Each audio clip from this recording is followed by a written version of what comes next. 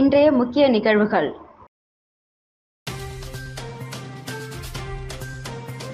சுற்றுலா அழைத்து செல்வதாக கூறி ஆன்லைனில் மோசடி, வட மாநிலத்தை சேர்ந்த 2 கைது.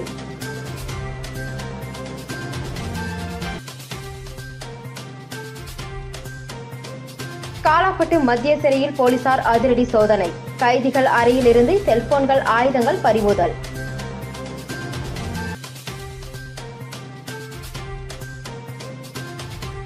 ஒரு நாள் கலெக்டராக பணியாற்றிய மாணவி அரசு வாகனத்தில் சென்று பணிகளை ஆய்வு செய்தார். புதுச்சேரி மத்திய சிறைச்சாலையில் செல்போன் மற்றும் கூர்மையான ஆயுதங்களை பறிமுதல் செய்த போலீசார் தீவிர விசாரணை மேற்கொண்டு வருகின்றனர். புதுச்சேரி காலாப்பட்டு பகுதியில் உள்ள மத்திய சிறைச்சாலையில் தண்டனை மற்றும் விசாரணை கைதிகள் அடைக்கப்பட்டுள்ளனர். இதனிடையே சிறைச்சாலையில் உள்ள பிரபல ரவுடிகள் செல்போன் மூலம் தொழிலதிபர்களை மிரட்டி பணம் பறிப்பதாக போலீசாருக்கு வந்த புகாரை தொடர்ந்து சிறைச்சாலையில் உள்ள கைதிகளின் அறையில் 80க்கும் மேற்பட்ட போலீசார் ஒரே நேரத்தில் அதிரடி சோதனையில் ஈடுபட்டனர். அப்பொழுது முக்கிய குற்றவாளிகள் அறைகளில் இருந்து 2 செல்போன் மற்றும் 3 பேட்டரிகள் கண்டறியப்பட்டது. மேலும் 5க்கும் மேற்பட்ட கூர்மையான ஆயுதங்களும் பறிமுதல் செய்யப்பட்டு சிறை கண்காணிப்பாளர் பாஸ்கரிடம் ஒப்படைக்கப்பட்டது. செல்போன்கள் மற்றும் ஆயுதங்கள் பறிமுதல் செய்யப்பட்ட சம்பவம் தொடர்பாக சிறை கண்காணிப்பாளர் பாஸ்கர் அளித்த புகாரின் அடிப்படையில் காலாப்பட்டு போலீசார் வழக்கு பதிவு செய்து விசாரணை மேற்கொண்டு வருகின்றனர். மலைவாச தலங்களுக்கு சுற்றுலா அழைத்து செல்வதாக ஆன்லைன் மூலம் பணத்தை பறித்த புகாரில் நாடு முழுவதும் 42 வழக்குகளில் தொடர்புடைய 2 புதுச்சேரி சைபர் கிரைம் போலீசார் கைது செய்து சிறையில் அடைத்தனர். இந்தியாவில் உள்ள சுற்றுலா தலங்களில் எங்கு வேண்டுமானாலும் ஆண்டுக்கு 10 நாட்கள் குறிப்பிட்ட மலைவாழ் தலங்களில் சென்று சுற்றுலா தலங்களுக்கு செல்லவும் அங்கு தங்கி சாப்பிட அனைத்து ஏற்பாடுகளையும் அமைத்து தருவதாக கூறி இதற்காக ரூபாய் 85,000 கட்டணம் என கூறி ஹரியானாவில் சுற்றுலா நிறுவனம் நடத்துபவர்கள் இணையதளத்தில் விளம்பரம் செய்திருந்தார்கள். இந்த விளம்பரத்தை நம்பி புதுச்சேரியை சேர்ந்த ராகுல் கிருஷ்ணா என்பவர் கடந்த 2023ஆம் ஆண்டு 1,63,000 ரூபாய் பணத்தை இணைய வழியில் செலுத்தியிருக்கிறார்.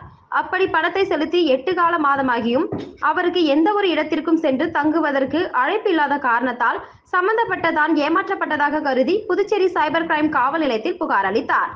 இது குறித்து விசாரணை தீவிரப்படுத்திய புதுச்சேரி சைபர் கிரைம் போலீசார் அவர்களுடைய வங்கி கணக்குகளை முடக்கினர். தொடர்ந்து மோசடியில் ஈடுபட்ட ஹரியானா மாநிலத்தை சேர்ந்த அஜய் மேலா, ஒசாமா கான் 2 நபர்களையும் கொடைக்கானலில் இருந்து அழைத்து வந்து புதுச்சேரி சைபர் கிரைம் போலீசார் அவர்களை கைது செய்து நீதிமன்றத்தில் ஆஜர்படுத்தி மத்திய சிறையில் அடைத்தனர். கைது செய்யப்பட்ட 2 மீதும் நாடு முழுவதும் பல்வேறு இடங்களில் 42 வழக்குகள் பதிவு செய்யப்பட்டு இருப்பதும், கொடைக்கானல், கர்நாடகா, கேரளா, குஜராத் ஆகிய மாநிலங்களில் அவர்களை கைது செய்து இருப்பதும் தெரிய வந்துள்ளது. மேலும் இதுபோன்று இணைய வழியில் வருகின்ற விளம்பரங்களை நம்பி பணத்தை செலுத்தி ஏமாற வேண்டாம் என பொதுமக்களுக்கு புதுச்சேரி சைபர் கிரைம் போலீசார் எச்சரித்துள்ளார்கள். புதுச்சேரி மாநிலத்தில் இருந்து புனித ஹஜ் பயணம் மேற்கொண்டவர்களுக்கு அரசின் மானியம் வழங்கப்படும் என அறிவித்த முதலமைச்சர் ரங்கசாமியை சந்தித்த ஹஜ் பயணிகள் நன்றி தெரிவித்துக் கொண்டார்கள். இஸ்லாமியர்களின் முக்கிய கடமைகளில் ஒன்றான சவுதி அரேபியா நாட்டில் உள்ள மெக்காவிற்கு புனித ஹஜ் பயணம் மேற்கொள்வது வழக்கம். அந்த வகையில் புதுச்சேரி மாநில ஹஜ் கமிட்டி சார்பில் இந்த ஆண்டு புதுச்சேரி, காரைக்கால் மற்றும் மாஹேவில் இருந்து 78 பேர் ஹஜ் பயணம் மேற்கொண்டார்கள். ஹஜ் பயணம் மேற்கொண்டவர்களுக்கு அரசு மானியம் வழங்கி வந்த நிலையில் அது கடந்த 3 ஆண்டுகளுக்கு மேலாக நிறுத்தப்பட்டது. இதனை அடுத்து புதுச்சேரி மாநில ஹஜ் கமிட்டியின் கோரிக்கையை ஏற்று இந்த ஆண்டு அரசின் ஹஜ் கமிட்டி சார்பில் புனித ஹஜ் பயணம் மேற்கொள்பவர்களுக்கு அரசின் மானியம் வழங்கப்படும் என அறிவித்தார். இதனைத் தொடர்ந்து புனித ஹஜ் பயணத்தை முடித்துவிட்டு புதுச்சேரி மாநிலத்திற்கு திரும்பிய ஹஜ் பயணிகள் மாநில ஹஜ் கமிட்டி தலைவர் இஸ்மாயில் தலைமையில் முதலமைச்சர் ரங்கசாமியை சந்தித்து நன்றியை தெரிவித்துக் கொண்டார்கள். காரைக்காலில் முதல் முறையாக காரைக்கால் மேடு அரசு மேல்நிலைப் பள்ளியில் 9ஆம் வகுப்பு பயிலும் நித்யாஸ்ரீ என்கிற மாணவி ஒருநாள் மாவட்ட ஆட்சியராக இன்று பணிபுரிந்தார். இவருக்கு காரைக்கால் மாவட்ட ஆட்சியர் மணிகண்டன் வாழ்த்து தெரிவித்தார்.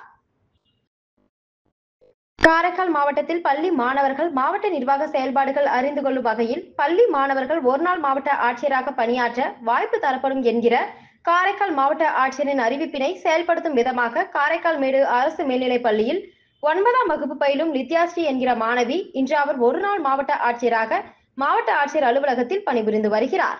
மேலும் ஒருநாள் மாவட்ட ஆட்சியராக பணிபுரியும் அரசு பள்ளி மாணவி நித்யாஸ்ரீ அவர்களுக்கு காரைக்கால் மாவட்ட ஆட்சியர் மணிகண்டன் வாழ்த்து தெரிவித்தார். இதையடுத்து மாவட்ட ஆட்சியர் மணிகண்டன் மற்றும் ஒருநாள் மாவட்ட ஆட்சியர் மாணவி லித்யாஸ்ரீ பல்வேறு பகுதிகளில் ஆய்வு மேற்கொண்டனர். புதுச்சேரியில் மிகவும் பிரசித்தி பெற்ற வேதபுரீஸ்வரர் கோவில் குளத்தை தூர்வாருவதாக கூறி அங்கிருந்த மீன்களை அகற்றியவர்கள் மீது உரிய நடவடிக்கை எடுக்க வேண்டும் என காவல்துறையிடம் இந்து அமைப்புகள் புகார் அளித்துள்ளனர். புதுச்சேரி நகர பகுதியான காந்தி வீதியில் மிகவும் பிரசித்தி பெற்ற வேதபுரீஸ்வரர் திருக்கோவில் உள்ளது. திருக்கோவிலில் பின்பகுதியில் பாரம்பரியமிக்க குளம் ஒன்றும் உள்ளது. இக்குளத்தில் ஆயிரக்கணக்கான மீன்கள் வளர்க்கப்பட்டு வந்தது. இந்த நிலையில் நேற்று கோவில் நிர்வாகத்தின் சார்பில் குளத்தை தூர்வாரும் பணிக்காக அங்கிருந்த மீன்கள் கொண்டு செல்லப்பட்டதாக கூறப்படுகிறது. இது குறித்து தகவல் அறிந்த சிவனடியார்கள் மற்றும் பக்தர்கள் கோவில் நிர்வாகத்தை முற்றுகையிட்டு இது குறித்து கேள்வி எழுப்பியுள்ளனர். ஆனால் கோவில் நிர்வாகம் சார்பில் சரியான பதில் அளிக்கப்படாததால் சம்பவம் குறித்து சிவனடியார்கள் மற்றும் பக்தர்கள் பெரிய கடை காவல் நிலையத்தில் புகார் அளித்தனர். புகாரின் அடிப்படையில் போலீசார் கோவிலுக்கு சென்று விசாரணை மேற்கொண்டனர். விசாரணையில் கோவில் குளம் தூர்வாரப்பட உள்ளதால் அங்கிருந்த மீன்கள் அகற்ற வேண்டிய சூழல் ஏற்பட்டதாகவும், ஆதலால் குளத்தில் இருந்து பிடிக்கப்பட்ட மீன்கள் ஒப்பந்த அடிப்படையில் டன் கணக்கில் ஆந்திராவிற்கு விற்பனை செய்யப்பட்டதாக கோவில் சார்பில் தகவல் தெரிவிக்கப்பட்டுள்ளது. அதன் பின்பு குளம் தூர்வாரப்பட உள்ளதாகவும் தெரிவித்துள்ளனர்.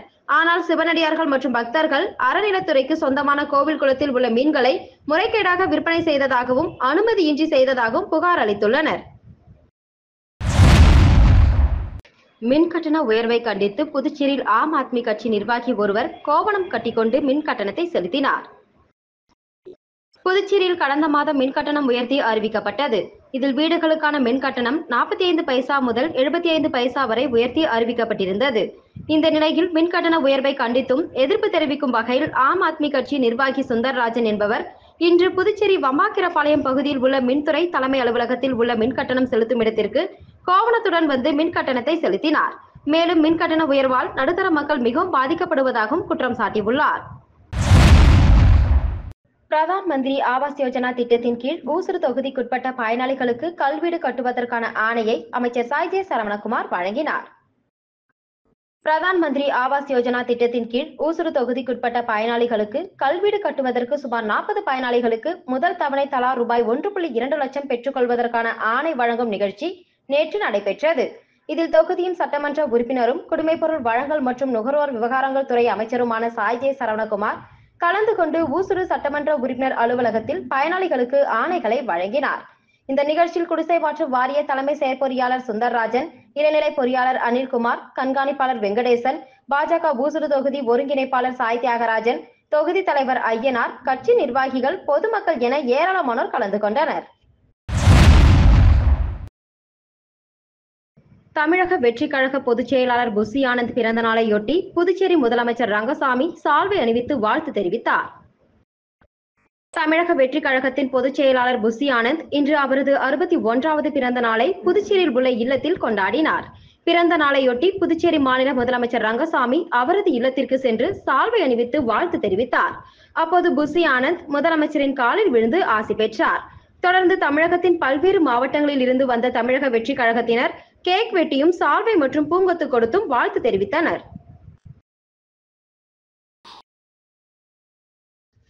உல்லாஸ் எனும் புதிய பாரத கல்வியறிவு திட்ட துவக்க விழா அமைச்சர் நமச்சிவாயம் தலைமையில் காட்டேரிக்குப்பம் அரசு பள்ளியில் நடைபெற்றது.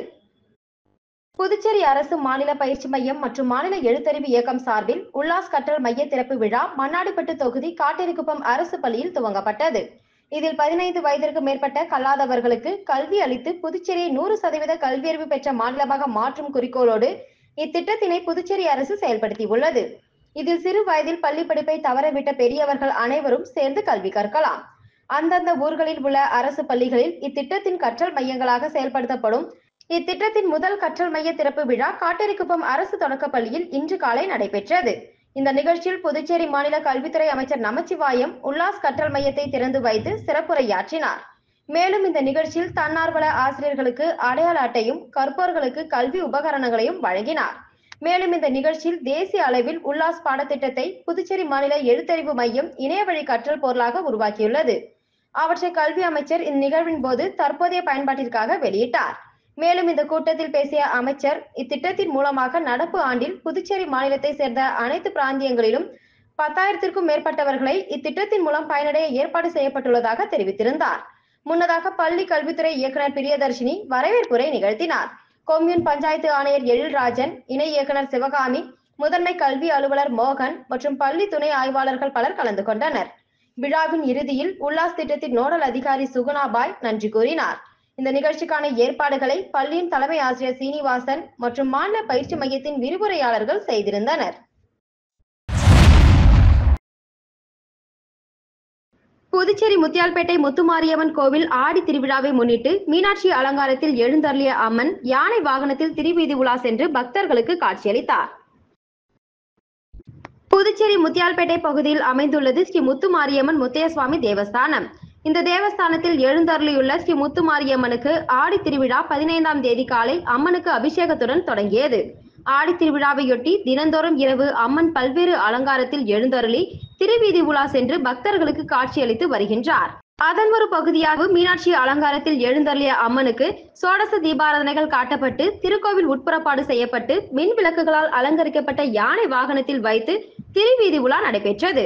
ஆடி திருவிழாவையொட்டி நடைபெற்ற திருவீதி உலாவில் பக்தர்கள் பலரும் கலந்து கொண்டு அம்மனை வழிபட்டு சென்றனர்.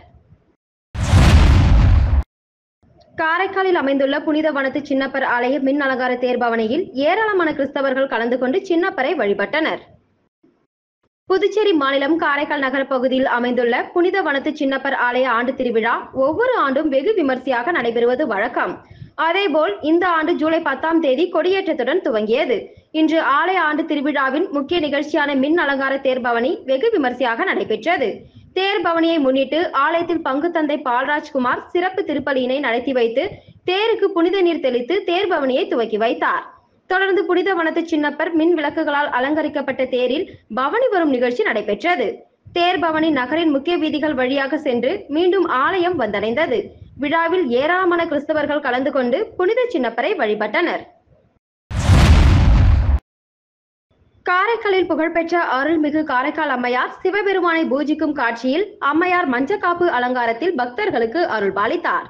இதில் ஏராளமான பக்தர்கள் கலந்து கொண்டு சுவாமி தரிசனம். காரைக்காலில் அமைந்துள்ள புகழ்பெற்ற அருள்மிகு காரைக்கால் அம்மையார் 63 பெண் நாயன்மார்களில் ஒருவருமான ஸ்ரீ காரைக்கால் அம்மையாரின் மாங்கனி திருவிழா வெகு விமர்சையாக நடைபெற்று வருகிறது. இன்று ஆடி மாத பிறப்பை முன்னிட்டு அம்மையாருக்கு சிறப்பு அபிஷேகம் நடைபெற்றது. தொடர்ந்து சிவபெருமானை பூஜிக்கும் காட்சியில் வலது கையில் விளக்கும் இடது கையில் மணியுடன் மஞ்சக்காப்பு அலங்காரத்தில் அம்மையார் பக்தர்களுக்கு அருள் பாலித்தார். தொடர்ந்து மகா தீபாராதனை நடைபெற்றது. இதில் ஏராளமான பக்தர்கள் பங்கேற்று அம்மையாரின் அருள் பெற்றனர். ஆதி திராவிட பயனாளிகளுக்கு திருமண உதவித்தொகை அமைச்சர் சாய்ஜே சரவணகுமார் வழங்கினார். புதுச்சேரி மாநிலம் ஊசுடு தொகுதிக்குட்பட்ட 15 ஆதி திராவிடர் பயனாளிகளுக்கு திருமண உதவித்தொகை தலா 1 லட்சம் வீதம் கிடைப்பதற்கான ஆணை வழங்கும் நிகழ்ச்சி நடைபெற்றது. தொகுதி சட்டமன்ற உறுப்பினர் அலுவலகத்தில் நடைபெற்ற இந்த நிகழ்ச்சியில் தொகுதி சட்டமன்ற உறுப்பினரும் குடிமைப்பொருள் வழங்கல் மற்றும் நுகர்வோர் விவகாரங்கள் துறை அமைச்சர் சாய்ஜே சரவணகுமார் கலந்து கொண்டு பயனாளிகளுக்கு வழங்கினார். இந்த நிகழ்ச்சியில் பாஜக ஊசுடு தொகுதி ஒருங்கிணைப்பாளர் சாய் தியாகராஜன், தொகுதி தலைவர் ஐயனார் மற்றும் கட்சி நிர்வாகிகள், பொதுமக்கள் கலந்து கொண்டனர். மீண்டும் இன்றைய முக்கிய நிகழ்வுகள். சுற்றுலா அழைத்து செல்வதாக கூறி ஆன்லைனில் மோசடி, வட மாநிலத்தை சேர்ந்த 2 கைது.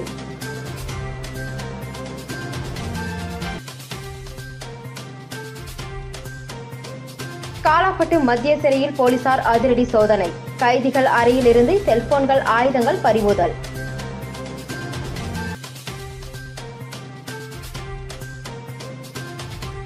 ஒரு நாள் கலெக்டராக பணியாற்றிய மாணவி அரசு வாகனத்தில் சென்று பணிகளை ஆய்வு செய்தார்.